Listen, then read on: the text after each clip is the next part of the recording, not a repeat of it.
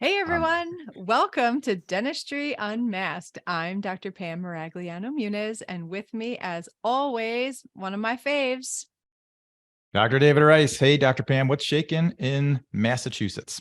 You know, not too much. So yeah, no, it's almost the weekend, so it's a good day. So I'm really excited about this topic because I think it's something. There's so many like questions, and there's so much. There's just a lot of things that are vague about it, and I'm excited to have our guest today, Dr. Taylor Sutton. Taylor, welcome. Hi, thank you. Thank you for having me. So we're going to talk today about like ownership of a DSO. Like, what does that even mean? And so, Taylor, tell us a little bit about your story, and let's just get right into it. Yeah, absolutely. So I grew up in private practice dentistry. My father was a general dentist, as was my uncle. They worked together and shared a practice and a clinic and a staff. And my grandfather before them was an orthodontist. So I grew up in that small family style private practice environment. And that was all I ever knew, shadowing and assisting my father and his staff and really getting to know the patients and that business model. And that was really everything that I kind of envisioned my career to involve. Um, After graduating dental school and a brief stint in residency, I decided to join Aspen Dental, a DSO, as a stepping stone between dental school and getting ready for the private practice world that I thought awaited me. And after a short stint with Aspen Dental, I really started to love and enjoy the company, the business model, the environment and team. And I felt that this was where I belonged and what I wanted to take my career. I like that. So, business model was something that attracted you to it. How does the business model shift from being an associate with Aspen Dental to being an owner? Sure. So when you come in as a doctor for Aspen Dental, usually you're pretty new out of school. Not always, but typically people are starting their careers with Aspen, and you're starting off as an associate. And you're typically placed alongside a more experienced doctor in your office, and that doctor's title is the MCD, which is Managing Clinical Director. So you usually have that mentor associate role, ideally right out of the gate. So you have somebody to work alongside to help, train and develop your skills, your confidence, your speed. Obviously, you don't have 3 hours per patient like you do in dental school. So it's somebody to really latch onto and to pick up, whatever you can get, and just to start developing at your own pace and at your own comfort level. And the managing clinical director usually kind of runs the show of their particular office, and they typically report to their practice owner. Now, practice owners usually own multiple offices, and they'll have one managing clinical director who kind of runs each office. So you have that hierarchy of doctors. The practice owners usually, split their time between their offices, kind of overseeing and further coaching and developing their doctors, their employees, and really setting the whole, the team structure. Now you moved pretty quickly. So, I mean, you pretty much graduated and within a couple of years became an owner. And so I guess my question is, growing up in private practice, what was it that attracted you to a DSO? Yeah, absolutely. So growing up in private practice, I learned a lot of tremendous skills, both clinically and, as far as communication with my patients, finding ways to connect and make them feel comfortable, getting past those fears of coming to the dentist, getting the patients to really understand the treatment recommendations and their health needs. I learned a lot of great skills in that environment, and I figured and kind of wondered, can I apply that to a bigger scale and take those skills and see more patients, operate out of more operatories and possibly more offices, over time, and take the same like team environment and family like staff And same thing, apply that to a bigger scale. And one of the real beauties of the DSO model that attracted me was when you're in a private practice and you own or run that practice, you have a lot of responsibilities outside of dentistry, figuring out your staff, your payroll, your schedule, insurances, a lot of things that can frankly give you some headaches or stuff that kind of takes you away from the fun part of becoming a dentist. So when I saw in the DSO business model that a lot of those aspects of the field I didn't really have to worry about because I'm partnered with a team of really strong and educated corporate teammates that can focus on that part of the business, that frees me up from that side of things so I can really focus on the stuff that I love, which is developing and growing my craft with all aspects of dentistry, whether it be implants and surgery and dentures. We're on the cutting edge of technology with dentures and 3D printing, and it just gives me more time to focus on the fun stuff, really helping and treating those patients and delivering care, all while I have a team of like I said, a great hierarchy of folks who can help take care of the not as exciting stuff, and then just allow me to really do my thing and treat as many patients as possible. So with that structure and having that team, is your ownership then a percentage?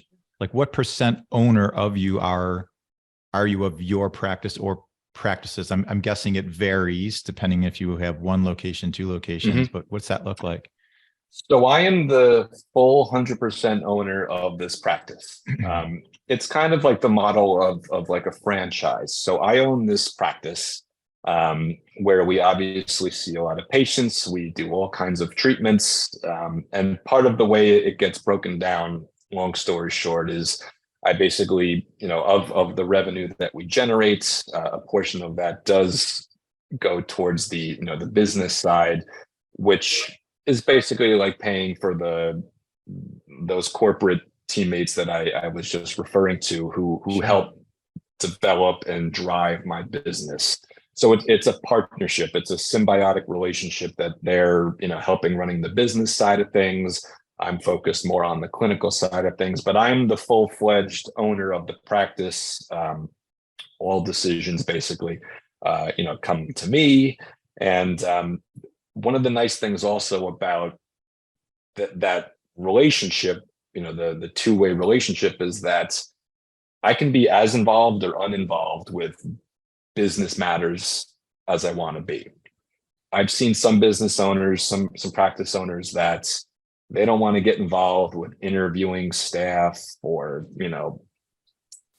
other kind of business related matters like that. Interviewing employees is one of the common ones.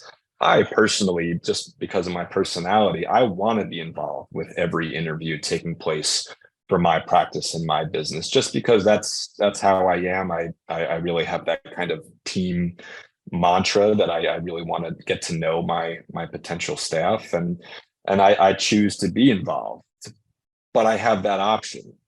And that's one of the really nice things about the way we kind of break it down and how I'm able to be as hands-on or take more of a back seat based on, the ability to split it up like that.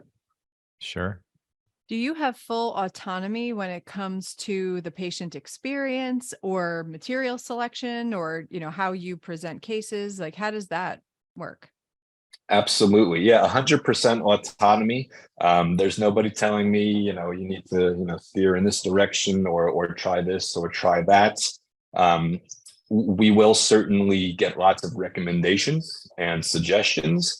Like I mentioned earlier, our company strives to be on the cutting edge of technology, whether it be, 3D imaging or digital printing or implant dentistry, root canals, all that fun stuff. So we'll certainly be given all the resources and tools to make our own decisions. We certainly have the option to use whatever materials or supplies or resources. By no means do we have any demands or requirements set in terms of, you need to do X amount of this or X amount of that. If I desire, I can refer out all the surgery and root canals if I don't want to do those, but I happen to enjoy all of those things, so we keep it in-house.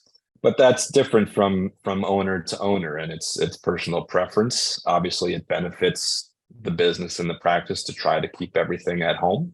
But again, it's the same as in private practice. If that owner doctor feels comfortable and capable of doing something, all the better. And then if they choose to not get involved, then they have every choice to do that. And then the same, like I said, with the materials and supplies and technologies. I personally love digital technology. If you haven't gotten that feeling yet, so I've always said yes, bring it on in. I 3D printing, surgical guides, night guards, trio scans, all the fun toys. So I'm certainly open to everything. Very cool. So that's not true of all DSOs though, right? Ownership is different, just like practice to practice, ownership is different from DSO. I'm going to just call it model, because we were talking before we came on, like it's just this giant those three letters are a giant umbrella. There's elite, there's regional, Right. there's, I could own 2 locations, and if I felt like calling myself a DSO, I could. So do you have knowledge of how other DSOs do ownership? I know that's the models vary. Sure. I don't have much familiarity with other DSOs, to be completely honest. All I can say is that what I kind of just expressed about the autonomy and the freedom that I have here at Aspen Dental is what affirmed that I wanted to be here. Because when you grow up in private practice, you go to dental school with a lot of old school doctors who have certain stereotypes in their minds or stigmas about corporate dentistry. That's something that kind of might scare you away initially. And I was completely, I had my mind completely changed once I dipped my toe in the water, and I saw that wasn't true. I do have the full autonomy to make my own decisions. No one's going to tell me what to do. I need to work this many hours, do this many surgeries, this many, dentures or crowns. Now, granted, the more you produce, obviously, the better for the business. And, you have to have a business savvy mindset. But at the end of the day, nobody wants to grind their doctors to the bone past, the boiling points, because burnout is certainly a real thing in this field, especially for new young doctors. And, as long as you put yourself in a healthy environment, that's not something you'll experience here. That's a concern, and that's a stereotype, I guess, for some DSOs, especially for a new grad, young dentist, that they're going to go into this environment, and they always say it's kind of a good first job, because there are these requirements for production, and that's not the case. That's not what you experienced. No, absolutely not. Now, granted, for instance, we do like to open up the office one Saturday a month, and nobody particularly loves working on Saturdays. But I've always had the autonomy. When I worked alongside an associate doctor, we kind of made it. We catered it to our own preferences and styles to make it work for everybody. Because at the end of the day, the reason that we open those Saturday schedules is to try to make more access available for patients. That is ultimately the goal, is to help as many people as possible. So understanding that, we certainly try to encourage our fellow doctors to see it that way, that we are here to try to help people. But we are people ourselves too. Work-life balance is extremely important for all of us. It's a stressful field, stressful career, and there's just a balance. So finding that happy balance of working hard, but also being at peace with yourself and enjoying what you do. Because if you don't enjoy it, if you burn yourself out, it's not going to work out well for you in the long run. How do you talk about like brand, and I look at brand, scale can break things, right? It's easier for me in like my corner of the world to control my brand. But when you as an owner dentist fall underneath a larger brand, how do you overcome some of the things that you hear, you read, or you see? Do you ever face challenges as a young owner where maybe somebody else in another practice, not really connected to you, but who shares that brand? How does that work for you? So this is a cool question that I've never really been asked before, but when I was just starting my journey as an owner just a couple months ago, we have these get-togethers at our headquarters in Chicago along the way of our careers. So Yep. the early stage associates go out there, then when you progress, you go out again, and so on and so forth. And as owners, we were out there at my early days as an owner, and one of the topics was building our brand. And that was not something I had ever thought about growing up in a small private practice, was having a brand and an identity as a practice owner and a business owner. And we certainly had training on that, how to represent ourselves, how to really just build that image. And I really enjoyed learning about that and starting my journey of building my own brand. I think the way that the brand, is unique to me and unique to any other doctor is how they carry themselves, obviously, how they, communicate with their employees, how their employees feel about them, and how, most importantly, how their patients feel about them. Actually, just earlier, my last patient I saw before this call told me she read great reviews about me online. And I joked that I hadn't seen them, but that's great. And I really appreciate the feedback. And, it's the word of mouth that really sets the tone. And that's in private practice, DSO dentistry, and anywhere you go. My father used to always say that word of mouth was the best advertisement, and it was free.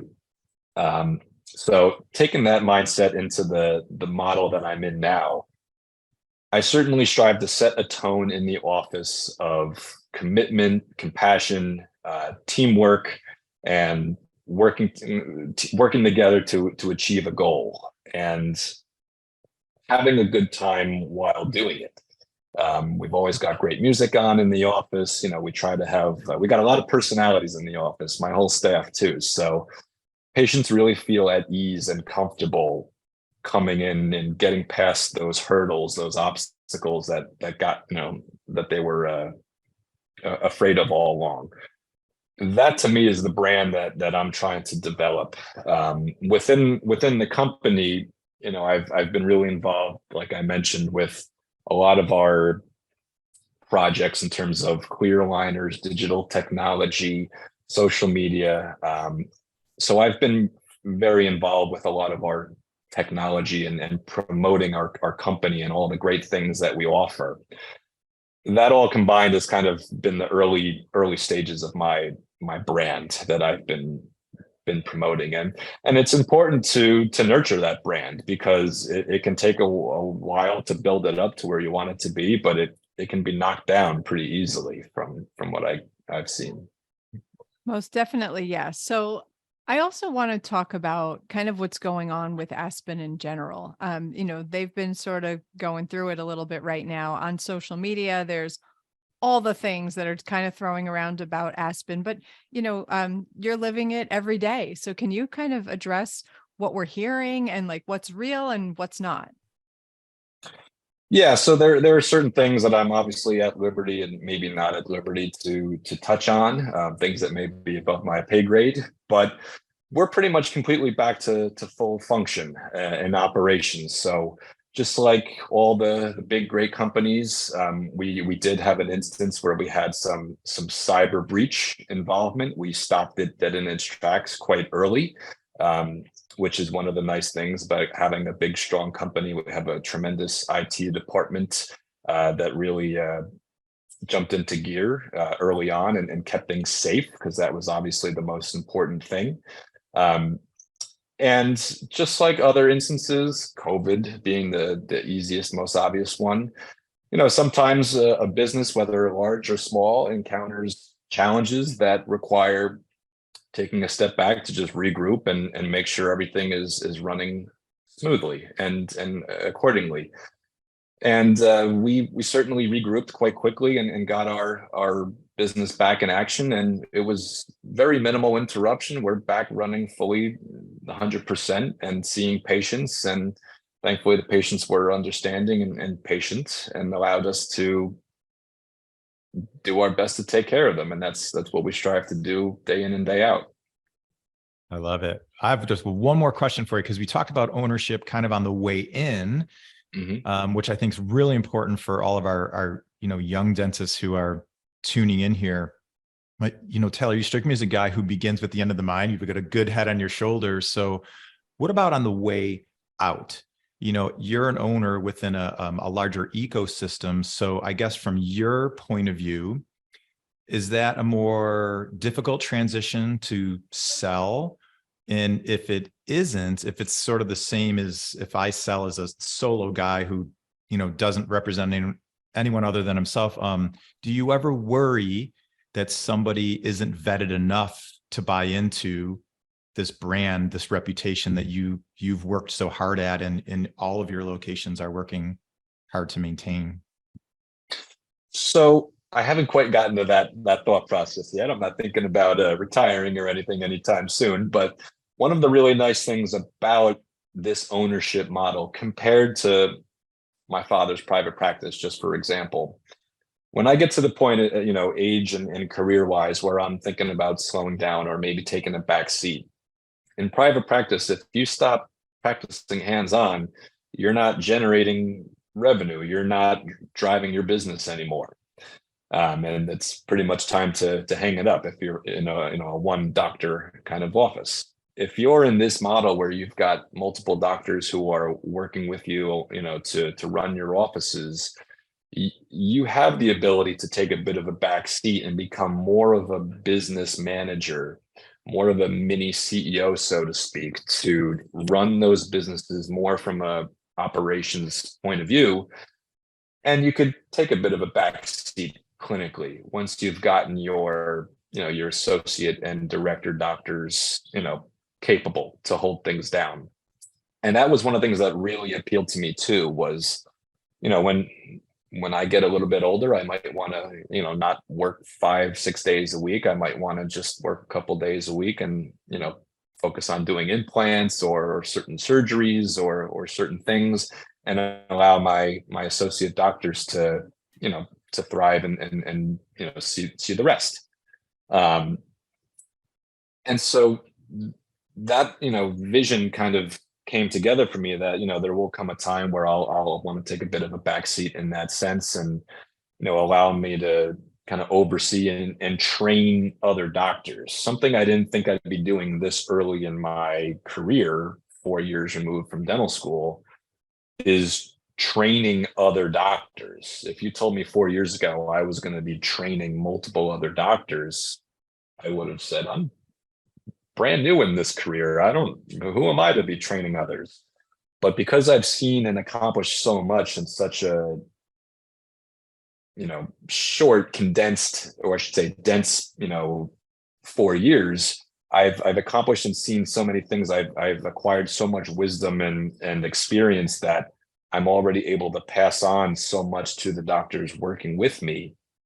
And all of a sudden I've noticed I really do enjoy that aspect of this practice model, that I'm already training newer, younger doctors to absorb what I've already learned, to try to spread the knowledge, spread the wealth, and help start really building this network of doctors, to come together and run their own offices and encourage them to take that next step potentially. Because that's, I was in that position not that long ago. I was, I worked my way up the totem pole, and then the opportunity presented itself for me to move on and move up, and it benefits me and it benefits them if they have that passion to move up. And that's kind of the beauty of it. Some people aspire to be the owner or possibly partner. There are partnership opportunities, and some people are pretty comfortable being that associate. So long story short, I I can, envision, someday taking more of a backseat as a clinician, but I don't see my passion for this field running dry anytime soon. I can go about it in different ways, more as running a business, which is the joy, that comes from it at the end of the day. Amazing. So we're running kind of short on time, but I have to ask, what does your dad think? Well, he's retired now and sitting on his boat, so I think he's doing okay.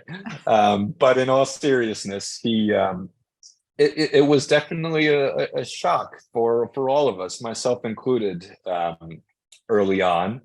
His patients, a lot of them knew me since the day I was born and expected me to come home and be their dentist, and unfortunately that didn't happen. And it was a bit of a culture shock, definitely.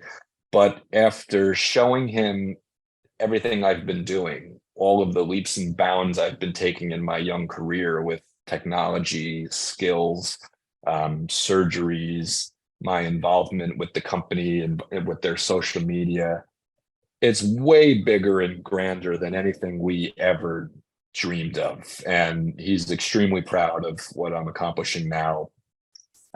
He definitely encourages me, and he thinks this is, a great situation for me. And, it's been great for me and my family, and he's certainly happy and proud.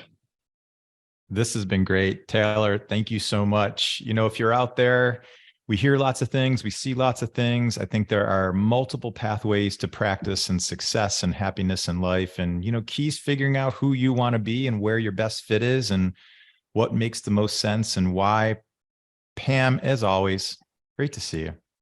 So great to see you. Taylor, thank you so much. And as we kind of head out of this, can you tell us where we can follow you on social? Yeah, absolutely. So I've got all the different social media accounts. I've got Instagram, which is probably my most used account. You can find me at TJ Sutts, TJSUTTS. That's the Instagram. And then on TikTok also, it's the same thing with 24 at the end, TJ Sutts 24. You could find me. I'm often posting either cool dentistry stuff or pictures of my dogs. So all kinds of fun stuff to follow. I love that. All right, everybody, follow Taylor. And for Dentistry Unmasked, we will see you next week. Peace. Thank you very much. Thank you, everyone, for watching or listening to the show this week. And thanks to our guests and sponsors on this episode. Please check out our social media at Dr. Pamela _Maragliano and at Dental Economics Official. Or you can check me out at Ignite DDS or at Dr. David Rice. And go to dentaleconomics.com to receive dental economics. You can choose to receive DE in print or digitally, and you can also get the details of our Principles of Practice Management conference on our website. If you have topics or guests or anything you'd like to talk about on the show, send us an email to dentistryunmaskedpodcast@gmail.com, and we will do our very best to make it happen. Thanks again, and we'll see you next week.